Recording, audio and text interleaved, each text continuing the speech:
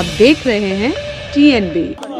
भोजपुरिया लोग कभी थाकल नहीं खे न थाकी, हारल नहीं खे कबो न हारेंगे।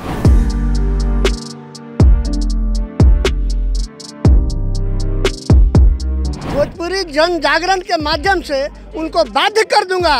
हम जिस कल्चर और जिस संस्कृति से आते हैं ना, वहाँ उगते हुए सूरज की भी पूजा होती है और डूबते हुए सूर्य की भी पूजा होती है। मैं गोली और बंदूक के बल पर तो नहीं कर सकता हूँ, मैं करूँगा तो धरना और प्रदर्शन के मांग से। लेकिन कहते हैं मांगने पर तो भीख भी नहीं मिलती है आजकल। भोजपुरी इंडस्ट्री के बहुत सारे अभिनेता हैं, वो आज नेता बने हैं, जैसे निरहुआ को देख रहे हैं, मनोज तिवारी को देख रहे हैं। लेकिन जब ये सांसद बन करके संसद भवन में जाते हैं तो उसके बाद 5 साल तक ये भोजपुरी शब्द ही भूल जाते हैं। तो निश्चित रूप से चुनावों में इनको बताना है। लेकिन वो तो कहीं भी जाते हैं, किसी भी मंच पे जाते हैं, वो भोजपुरी को सबसे आगे भोजपुरी बोलते हैं, लेकिन संसद में नहीं बोलते। आप देख लीजिए, सरकार ये कहती है कि हिंदी ही UN की भाषा बने, और UN की भाषा में अगर भोजपुरी हट जाती है हिंदी से तो 25 करोड़ माइनस। जब तक इसको संविधान की 8वीं अनुसूची में शामिल नहीं कर लिया जाता है, हमारा ये 18वां धरना प्रदर्शन है। आपके हिसाब से हिंदी नहीं बननी चाहिए? मैंने कहाँ कहा, आप बोल रहे हो ना। मैं कह रहा हूँ कि भोजपुरी भाषा को आपने हिंदी के जद में रखी, हमारी संख्या हिंदी में काउंट कर रहे हो, तो आप बता रहे हो ना कि 54 करोड़ लोग हिंदी भाषी हैं, हमारे को माइनस कर दो। माननीय प्रधानमंत्री जी बेतिया में जाके 1 घंटा भोजपुरी में बोलते हैं, लेकिन हमारे यहाँ के लोग सीधे साधे होते हैं, वो हंस के रह जाते हैं। तो जब वोट का समय आता है तो सब कोई अपना रोटी तो सेक ही लेता है। तो भारत में जब भाषा की कोई नीति नहीं है, और यही नीति है कि जो 8वीं अनुसूची में है भाषा, उसी को क्लासिकल लैंग्वेज बनाएंगे, उसी को साहित्य अकादमी में रखेंगे। नमस्कार, आप देख रहे हैं TNB, मैं हूं आपके साथ निशा लखवाल। शीतकालीन सत्र चल रहा है और इस दौरान जो है वो काफ़ी प्रदर्शन दिल्ली के जंतर मंतर पर देखने को मिल रहे हैं। तमाम मांगों के साथ लोग देश के राज्यों से, तमाम राज्यों से आ रहे हैं और अपनी अपनी मांगों को लेकर दिल्ली के जंतर मंतर पर प्रदर्शन कर रहे हैं। और आज एक ऐसे ही धरना हमें यहाँ पर देखने को मिला है जो भोजपुरी को 8वीं अनुसूची में शामिल करने की बात कर रहे हैं। तमाम लोग हैं, सब लोगों ने अपने अपने हाथों में पोस्टर्स, बैनर्स लिए हुए हैं और सब अपने अपने भावनाओं को, या कहें कि भोजपुरी के प्रति उनकी जो भावना है उसे यहाँ पर व्यक्त करते हुए नजर आ रहे हैं। एक सबसे बड़ा मैसेज जो है और सबसे बड़ी बात यही है कि यहाँ पे इन्होंने जितने भी पोस्टर्स लिए हुए हैं उन सबको भोजपुरी में ही लिखा गया है। जैसे कि एक सर हैं, उन्होंने अपने हाथ में एक पोस्टर लिया हुआ है, उसमें लिखा हुआ है कि जागल बा भोजपुरिया माटी के हुना हक हिस्सा काटी, यानी कि भोजपुरी का जो हिस्सा है, मतलब भोजपुरी जो भाषा है उसको हक दिलाने के लिए ये लोग लड़ रहे हैं। और अब इन्हीं से हम बात करेंगे कि आखिर क्यों ज़रूरत पड़ी भोजपुरी को 8वीं अनुसूची में शामिल करने की। सर, सबसे पहले आपका नाम जानना चाहूँगा। मेरा नाम है डॉक्टर संतोष पटेल। जी सर, आज ये मांग आप लोग क्यों उठा रहे हैं?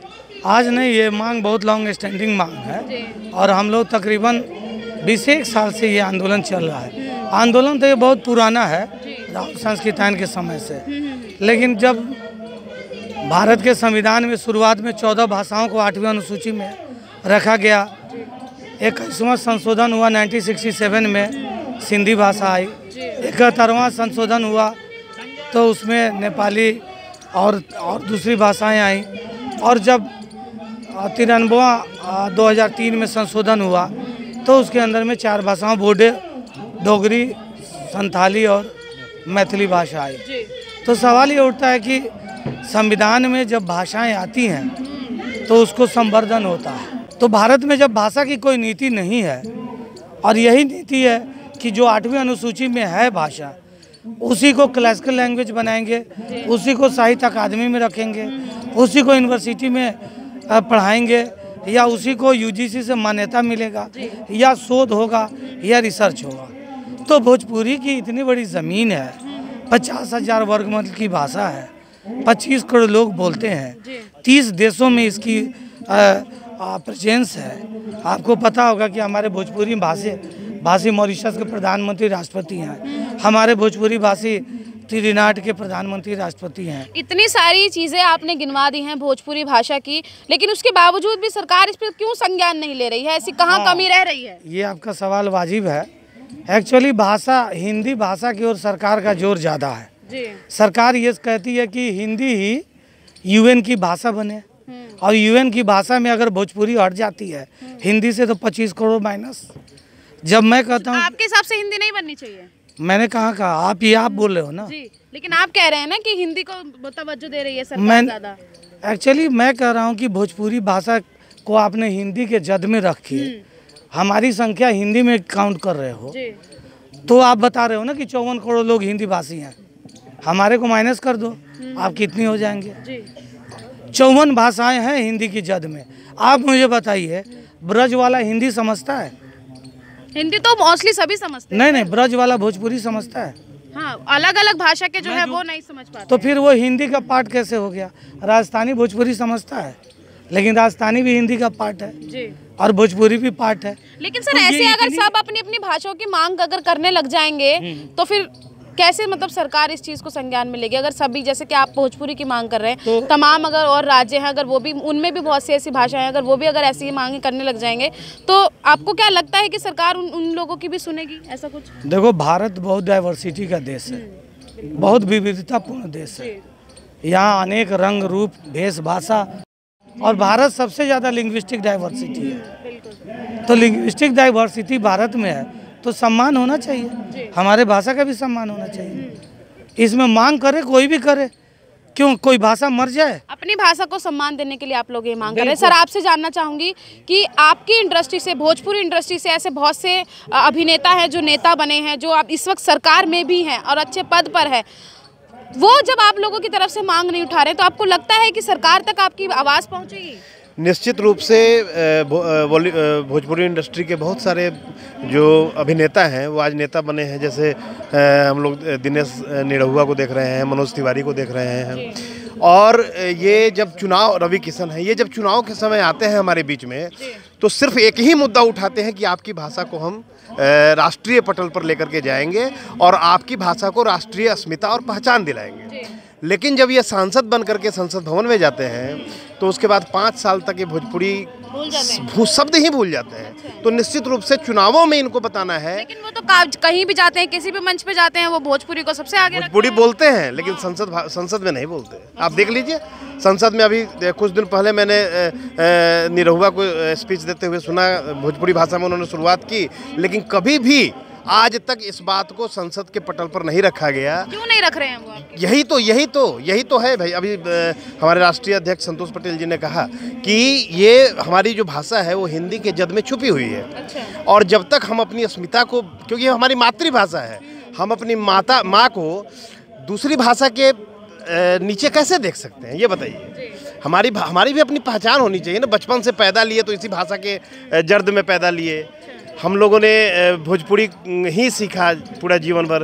हिंदी राष्ट्रभाषा है, उसकी अपनी पहचान है, लेकिन हम अपनी मातृभाषा को कैसे भूल सकते हैं? और उसकी अस्मिता के लिए हम लड़ाई लड़ते रहेंगे जब तक इसको संविधान की 8वीं अनुसूची में शामिल नहीं कर लिया जाता है। हमारा ये 18वां धरना प्रदर्शन है। ऐसे ही हम आगे भी अपना धरना प्रदर्शन जारी रखेंगे और सरकार तक अपनी आवाज़ पहुँचाने का भरपूर प्रयास करेंगे। सत्र के दौरान प्रदर्शन करने का एक अलग, कैसे कहें कि एक अलग नेतृत्व होता है, या कहें कि एक अलग मकसद होता है, क्योंकि सत्र के दौरान कहा जाता है कि जो मांगे होती हैं वो बहुत जल्दी सुनी जाती हैं। सहमति रखते हैं? हम सहमति तो रखते ही हैं।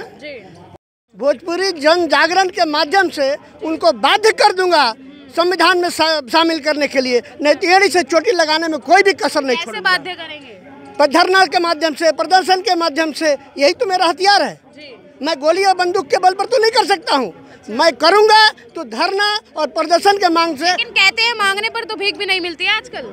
नहीं मिलेगी तो उसके लिए हम जो भी अंगड़ाई लेना होगा, हमारे बड़े भाई राष्ट्रीय अध्यक्ष हैं, महामंत्री हैं, जो भी आदेश देंगे भोजपुरी भाषा उसको मानने के लिए तैयार होंगे और उसके साथ कदम से कदम मिला के चलने के लिए बाध्य होंगे। बाध्य कर रहे हैं सरकार को, कह रहे हैं। संख्या कितनी देखने को मिलेगी आगे? जी डेफिनेटली संख्या होगी। संख्या होगी। अब देखिए ना, जितना हम लोग भोजपुरी भाषा भाषी 23 करोड़ की संख्या है हमारी, और यहाँ के इतिहास अगर जानने का प्रयास करेंगे आप, भोजपुरी भाषा का 7वीं शताब्दी से यहाँ की भोजपुरी भाषा का इतिहास रहा है, और तब से लेकर अब तक आखिर 8वीं अनुसूची में शामिल नहीं करने का कॉजेज क्या है, वो देखिए कॉजेज क्या है। जब से हम पिछड़े हुए हैं, तब से हम पिछड़े हुए, हमारी भाषा तब से पिछड़ी हुई है, और लगातार इस तरह के प्रयास किए जा रहे हैं। जहाँ तक हमारे अध्यक्ष महोदय ने कहा कि ये हमारा 18वां प्रयास है।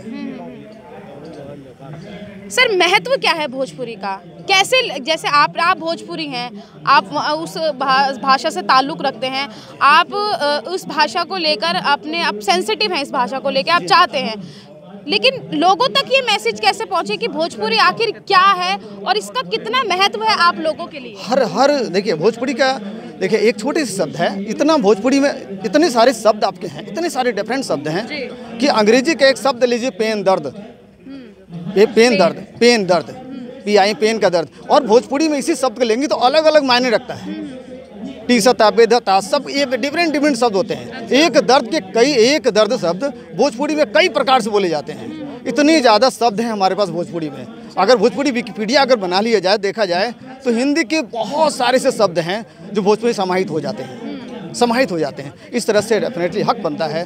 लेकिन सर जब भी भोजपुरी की बात आती है, जब भी हम लोग भोजपुरी की बात करते हैं तो जो लोग होते हैं या जो सिटीज़ के लोग होते हैं वो भोजपुरी नाम सुनते ही थोड़ा अजीब सा रिएक्ट करते हैं कि अच्छा ये तो बिहार साइड से हैं, भोजपुरी बोलते हैं। उनके लिए क्या कहेंगे? तो मैं यही आपसे जानना चाहती हूँ कि आपके लिए क्या महत्व रखती है भोजपुरी, ताकि लोगों तक वो मैसेज पहुँच जाए जो आज आप यहाँ से प्रोटेस्ट के जरिए पहुँचाना चाहते हैं। क्या कहेंगे, लोग जनप्रतिनिधि होके जाते हैं, भोजपुरी में जाके वोट मांगते हैं, पार्लियामेंट जाते हैं तो ये भूल जाते हैं।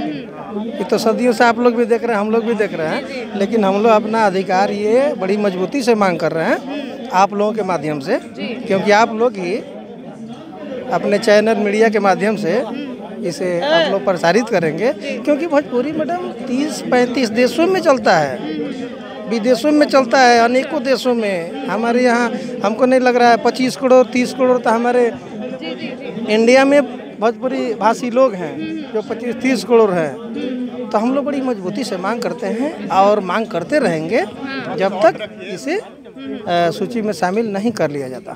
Thank you sir. एक आखिरी सवाल आपसे लेना चाहूँगी। आपको हमने सुना है आप यहाँ पे स्पीच दे रहे थे, लोगों को मोटिवेट कर रहे थे, बहुत सी चीज़ें मजाक में भी बोल रहे थे और बहुत सी चीज़ें सीरियस होकर भी बोल रहे थे, लेकिन भोजपुरी भाषा जो है वो कहीं ना कहीं महत्व रखती है। जो लोग इससे ताल्लुक़ रखते हैं उनके लिए इंटरनेशनल लेवल पर भी ये भाषा जो है वो जा चुकी है। लेकिन अब अगर आप जो मांग लेकर यहाँ आए हैं, अगर गवर्नमेंट आपकी बात नहीं सुनती है तो नेक्स्ट स्टेप आपका क्या रहेगा, क्योंकि 18वां प्रोटेस्ट आपका हो रहा है?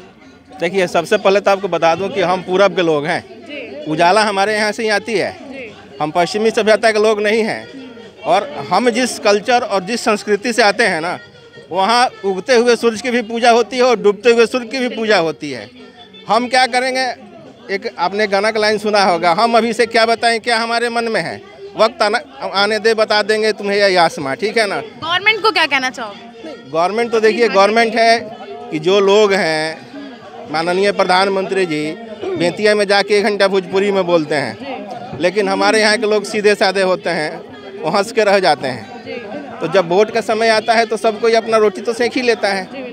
ठीक है ना। तो निवेदन करेंगे कि भाई एक बार थोड़ा सा इस पे भी आप ध्यान दीजिए, नहीं होगा तो दूसरा रूप भी देखा जाएगा।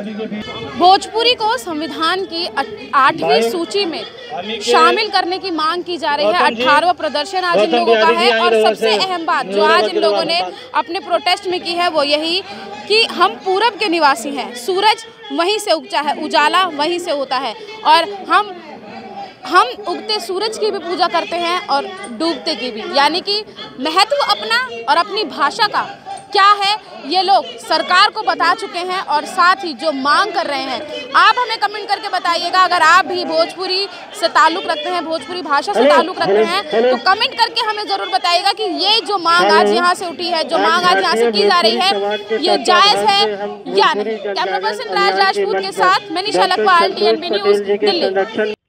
हमारे ताज़ा अपडेट्स पाने के लिए चैनल को सब्सक्राइब करें, बेल आइकन प्रेस करें, वीडियो को लाइक और शेयर करना ना भूलें।